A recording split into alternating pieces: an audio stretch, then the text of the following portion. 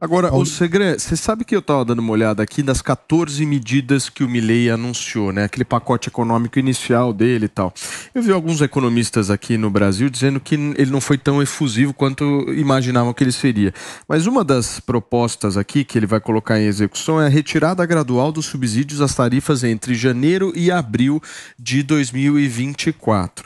E tem um dado aqui, Segre, que eu queria confirmar com você. O governo argentino banca a conta de energia elétrica de 76% da população. É verdade isso?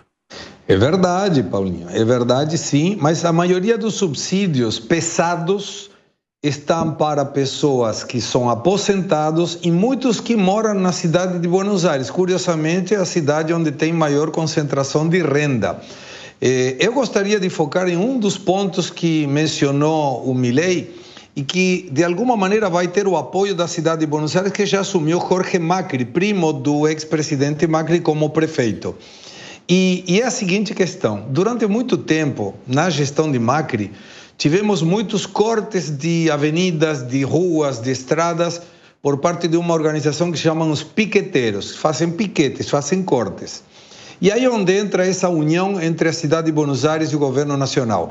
O Jorge Macri, atual prefeito, mencionou que é constitucional o direito de se manifestar, mas também é constitucional o direito de ir e vir. Então, quem quiser manifestar poderá fazer isso na calçada, não pode mais cortar estradas ou avenidas.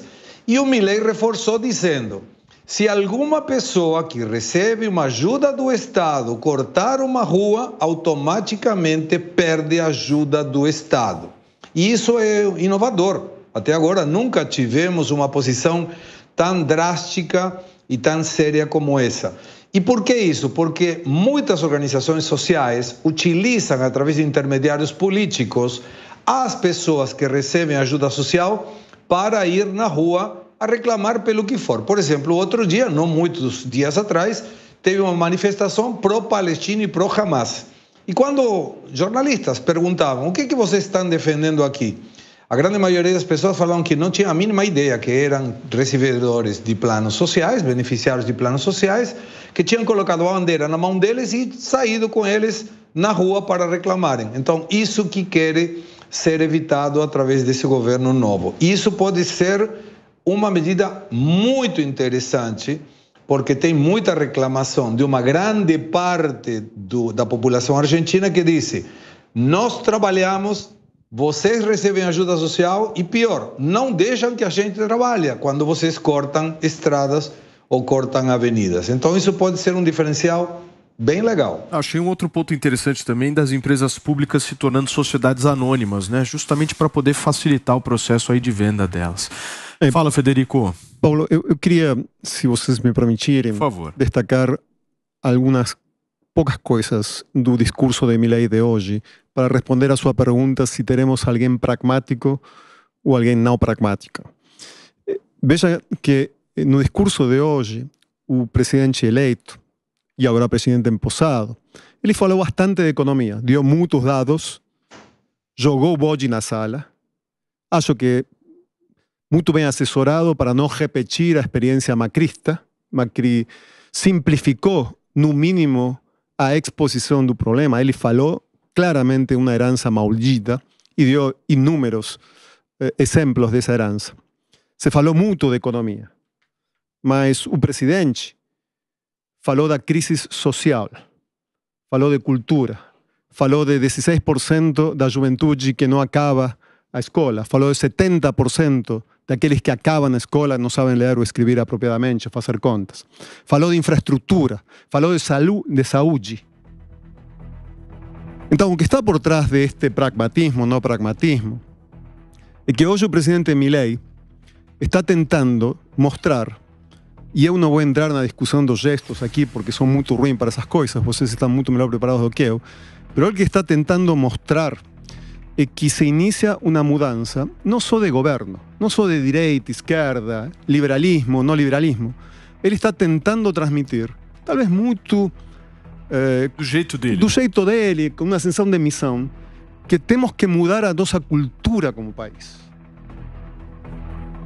E não deixa de ser para alguém como eu, que acompanho a Argentina, acompanho o Brasil, acompanho a América Latina, ter alguém que fale, senhores, temos que mudar, e não é simplesmente fechar ou abrir o Banco Central.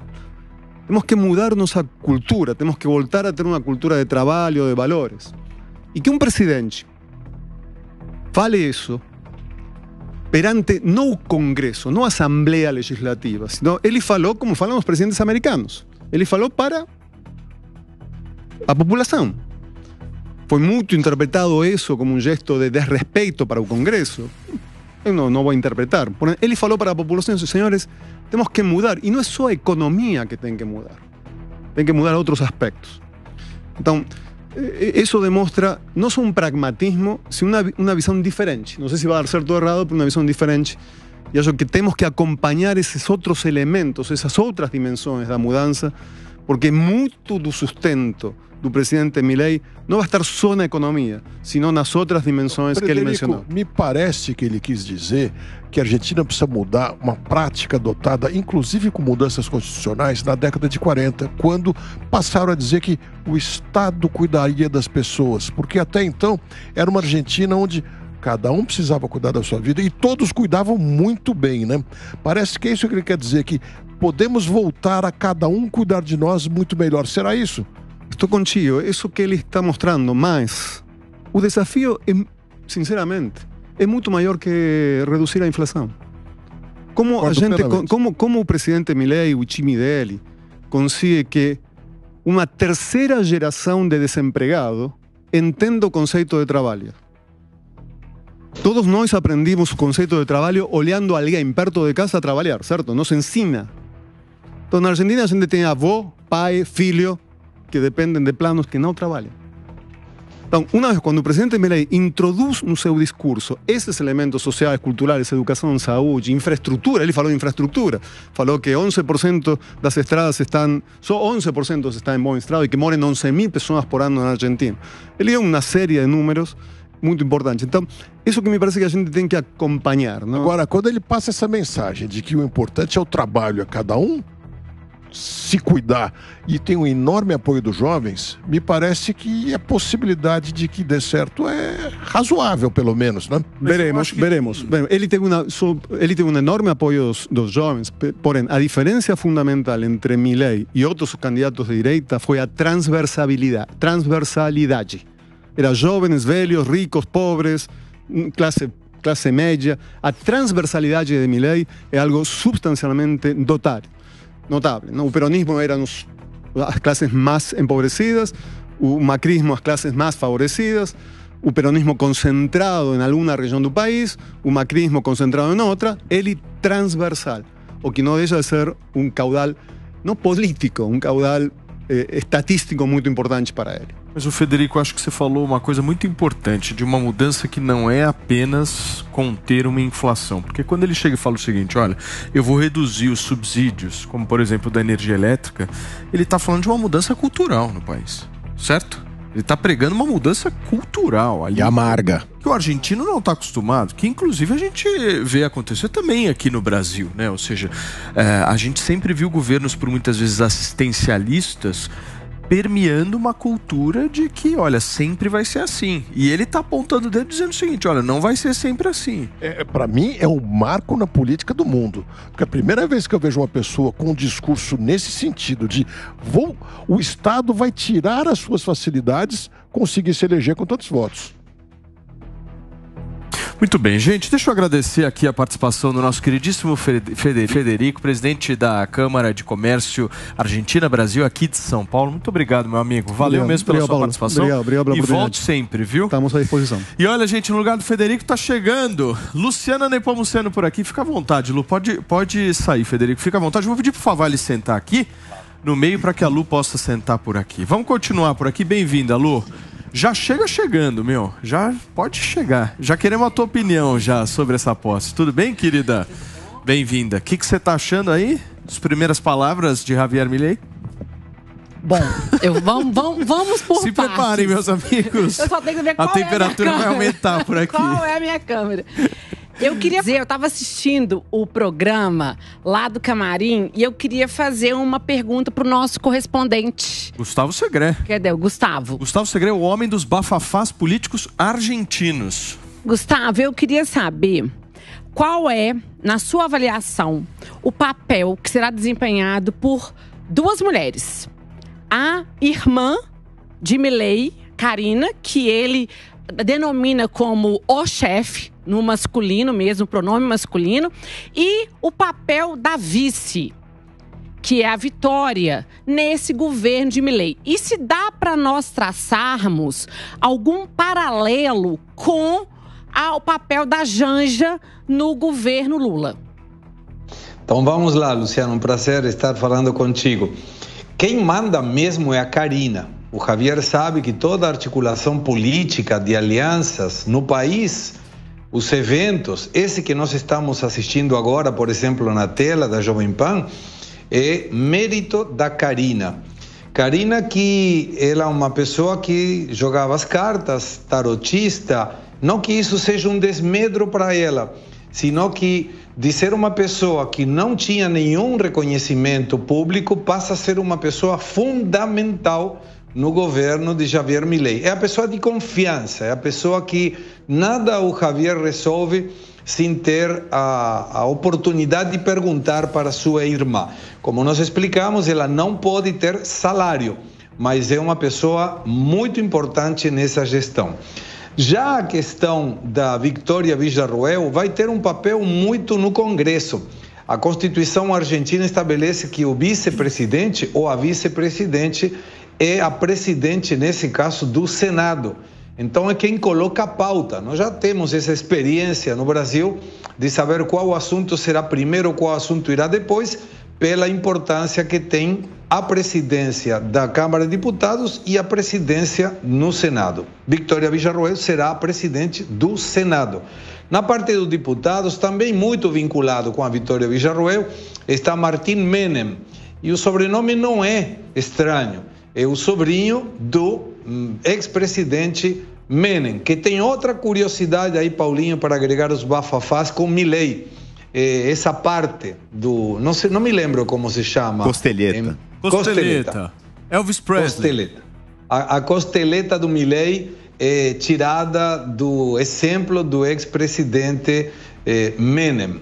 E quando você faz o comparativo, Luciana, que você perguntou qual seria em relação à Janja, eu te diria que nenhuma das duas, porque em teoria poderia ser a Karina. O que nós vimos hoje nessa cerimônia de posse foi a Karina, quem acompanha o Javier Milei no carro, quem acompanha o Javier Milei numa caminhada até a casa do governo, e um segundo plano do que seria a namorada, que é Fátima Flores.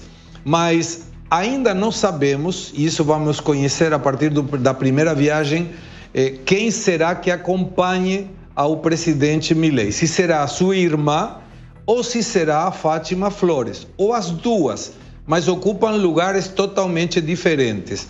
Eu te diria, pelo que a gente acompanha, que a importância da Rosângela, no caso do presidente Lula, é muito mais próxima, muito mais ativa, muito mais participativa que o trabalho que possa fazer Karina Milei, mesmo que seja numa forma mais silenciosa, ou seja, tem uma importância muito forte, mas discretamente. Ou a Fátima Flores, que hoje não tem nenhum papel e que é mais uma companheira, uma namorada do atual presidente. Agora, Segre, uma dúvida. É verdade que a segurança foi reforçada lá na Argentina pelo fato do Zelensky estar por lá? Você teve informação disso?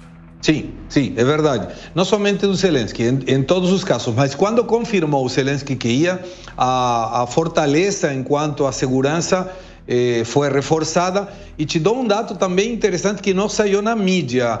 Mais bafafá, Paulinho, que você pediu, eu te dou. No hotel em que está o ex-presidente Bolsonaro, até no começo, ele chegou na quinta-feira, era um hóspede mais, não tinha reforço de segurança na rua, de absolutamente nada. Ele foi colocado como um chefe de Estado pelo Milei, e a partir daí a segurança do Jair Bolsonaro foi assumida pela Polícia Federal da República Argentina e não mais pelos seguranças do ex-presidente. E observar, por exemplo, numa viagem que fazia, deslocando de um lugar para o outro, o ex-presidente Bolsonaro tinha acompanhamento das motocicletas da Polícia Federal cortando o trânsito na passagem dele, e isso começou na sexta-feira. Ou seja, na quinta-feira que ele chegou, era mais uma pessoa normal, um turista que vinha visitar um amigo. A partir de sexta-feira, teve o protocolo de segurança de um primeiro mandatário. Pode falar, Cássio. Segré, desde o começo, o Milei anunciou diversas medidas econômicas, medidas políticas, e você bem disse há pouco que ele não tem e dificilmente neste momento terá apoio do Congresso. Mas ele anunciou há pouco tempo que ele tomaria algumas medidas pontuais onde não há necessidade do apoio do Congresso, algo equivalente às nossas medidas provisórias aqui. Eu gostaria que você falasse sobre quais são essas medidas e qual é o tamanho do impacto que essas medidas pontuais, que independem da atuação do Congresso, teriam ou terão neste primeiro momento. Claro, Cássio, não é que não tenha o apoio do Congresso. A gente não sabe o apoio e para quê. Ele está negociando a governabilidade, aí lembrando que Guilherme Franco terá uma participação importante, o ministro do Interior na Argentina, e interpretamos que vai ter apoios diversos e não concretos. E aqui não tem centrão, não tem essas emendas, então provavelmente o apoio vai ser um pouco mais complexo. Isso que você menciona, fazendo o paralelismo com o Brasil, das medidas provisórias, aqui se chama DNU, Decreto de Necessidade e Urgência. O presidente pode determinar uma determinada ação por parte do governo, mas depois tem que estar ratificado pelo Congresso. Então é uma situação de imediatez. Ele pode resolver, mas não pode resolver em eterno e pelo motivo que queira. O que o Milei mencionou é que se o Congresso por algum motivo não apoia ele vai trabalhar com referendos para colocar pressão por parte da população nos seus deputados. Mas tem uma coisa diferente do Brasil também. Aqui, as listas para ingressar ao Congresso são listas lençóis. Não é uma eleição individual ou unilateral para determinado partido. Você tem uma lista. Então, primeiro está Cássio, depois está Paulo, depois está Gustavo Segré. Não tem como não entrar em forma diferente. Entra nessa ordem. O que o sistema político argentino mostra que está errado é que a lealdade do quem está numa lista não é para o eleitor, é para quem colocou ele na lista. Porque o eleitor não muda essa ordem, ele não tem como mudar. Então aí o fator de negociação não é deputado por deputado. O Milei vai ter que negociar com quem colocou esses deputados e esses senadores nessa lista. E aí ele terá muita facilidade para conseguir ou não o apoio no Congresso. O Segré, estou dando uma olhada aqui nessas 14 medidas, a gente já discutiu algumas, então proibição ao Banco Central da Argentina de emitir e financiar o Tesouro, isso na época do Plano Real foi crucial, inclusive, né? A gente tem retirada gradual dos subsídios às tarifas, como a gente já mencionou da questão da energia elétrica, não haverá novas obras públicas, exceto aquelas com financiamento externo, o que muito provavelmente talvez isso possa refletir numa queda de PIB inicialmente, mas é importante você não querer soltar cheque especial no momento que você está sem nenhum tipo de receita, né? Aumento de imposto sobre importação, a gente também falou disso, liberação de preços de combustíveis e planos de saúde. Isso é um outro ponto interessante, Diogo. É interessante e, de certa forma, preocupante. Tem que fazer, sem dúvida, mas a gente não sabe nem que valor vai atingir a gasolina, né? O gasolina, o diesel, todo vai acelerar a inflação. Vai acelerar a inflação. E quando ele fala que ele não vai mais emitir nada, tem um lado bom, porque isso tende a segurar a inflação e aumentar de novo a credibilidade do peso. Mas também aumenta o risco de calote.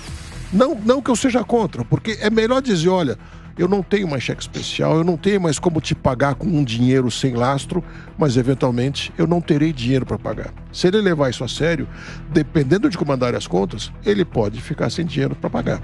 Acho que é melhor assumir esse problema e eventualmente vender estatais, reduzir mais ainda o Estado, do que fabricar dinheiro para pagar com dinheiro fabricado assim, é um dinheiro falso. Você né? tem um outro ponto interessante aqui, congelamento de benefícios orçamentários para empresas privadas. Se a gente analisar, por exemplo, o Brasil concede 320 bilhões de reais de benefícios a empresas privadas. Faz sentido isso? É perfeito, e você vê que, na verdade, não só na Argentina como no Brasil, o Estado ele é meio que sócio de muitas empresas, então ele acaba tendo poder de ingerência, poder de alguma forma, né, ter alguma margem de atuação dentro das empresas. Então, de fato, é muito importante. Agora, se vai conseguir, realmente vai ser difícil. Vamos aguardar. Ele está ultra popular, a posse foi bem bonita, agora vamos ver lá na prática, né, Favalli? Começaremos a lua de mel agora. Ele termina o discurso dele falando o seguinte: dias difíceis virão.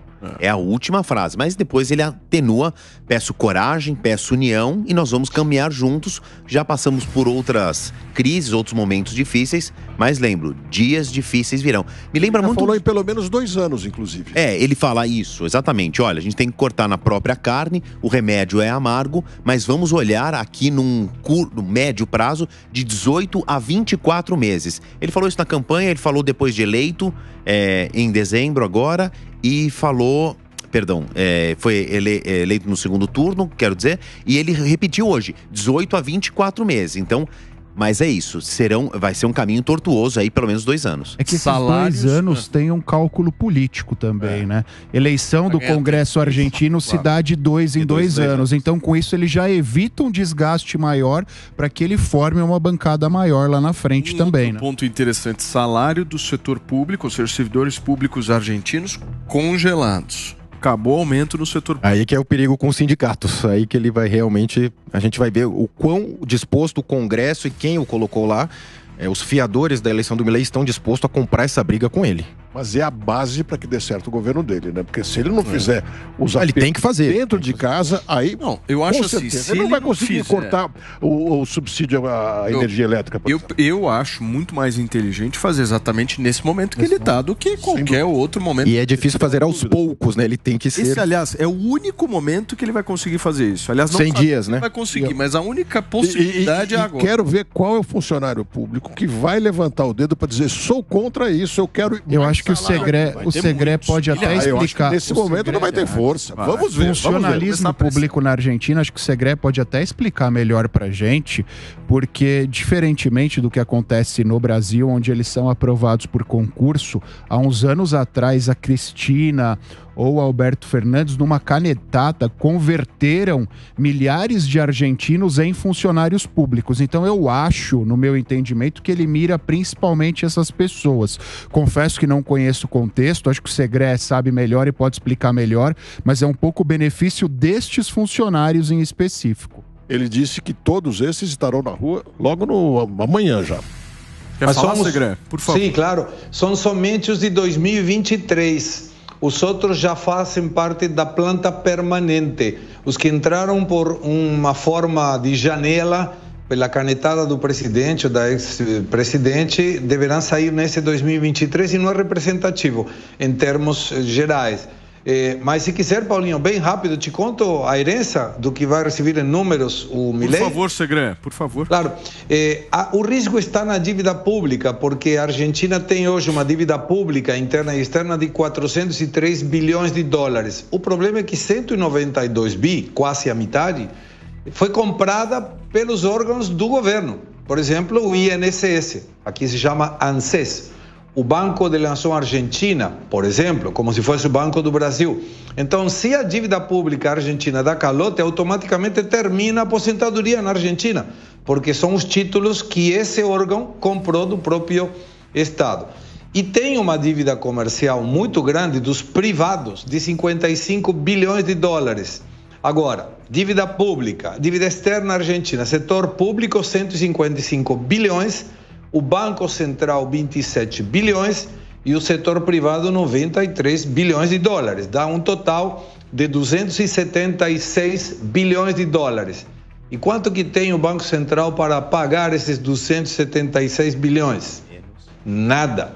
10 bilhões negativos. O Banco Central argentino está no cheque especial. E aí está o desafio. Porque não dá para dolarizar 100 dólares, seria como fazer uma salada sem alface. E, por outro lado, tem o compromisso de ter que pagar agora o 13º, os salários, as férias. Então, a situação da Argentina até março deve ser um incremento forte da inflação, com uma queda na atividade econômica, um aumento da pobreza no curto prazo, mas que é o preço a pagar para sair desse entulho que está a Argentina neste momento e que vem desde 1940, quando o próprio Perón falou: se alguém não pode produzir o que consome, a Argentina vai estar indo para o fracasso. E ele estava certo. Ele foi o iniciante desse fracasso. Muito bem. Segré, deixa eu te agradecer, meu amigo, pela sua participação hoje aqui no Tá na Roda. Qualquer novidade, você entra de volta por aqui. Claro. Abraço. Valeu.